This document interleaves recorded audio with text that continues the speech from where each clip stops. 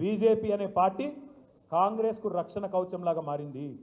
ఇవాళ కేంద్ర సహాయ మంత్రులు ఒక ఆయన బండి సంజయ్ కుమార్ గారు, ఆయన కేంద్ర సహాయ మంత్రి కాదు, రేవంత్ రెడ్డి సహాయ మంత్రి.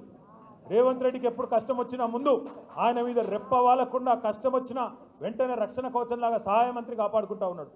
మేము రేవంత్ రెడ్డిని తిరిగితే, రేవంత్ రెడ్డి మీద విమర్శ చేస్తే బీజేపీలకు రోషం వస్తున్నది. రఘునందన్ రావు, విశ్వేశ్వర్ రెడ్డి మీ ఎంపీ పుణ్యాత్ముడు, తర్వాత అరవింద్, ఈ నలుగురు ఇవాళ రేవంత్ రెడ్డికి రక్షణ కవచం.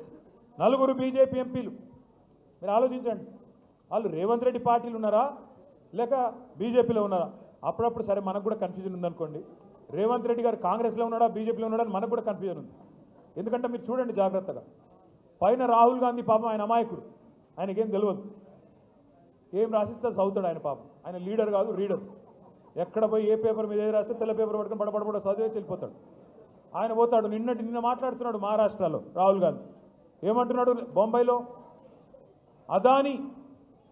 అదానికి మొత్తం 1,00,000 కోట్ల విలువ చేసే ధారావి సొమ్ములు, ధారావి భూమి దారాదత్తం చేస్తున్నది బీజేపీ అని అక్కడ అదానిని వ్యతిరేకిస్తూ రాహుల్ గాంధీ మాట్లాడతాడు. మరి ఇక్కడేం జరుగుతున్నది? అదే అదాని మంచోడు, చాలా మంచివాడు, ఆయన మించిన ఉత్తముడు లేడు, అద్భుతమైన మనిషి అని చెప్పి రేవంత్ రెడ్డి గారు రోజు ఆయనతో రాసుకొని పుసుకొని తిరుగుతూ ఉన్నారు.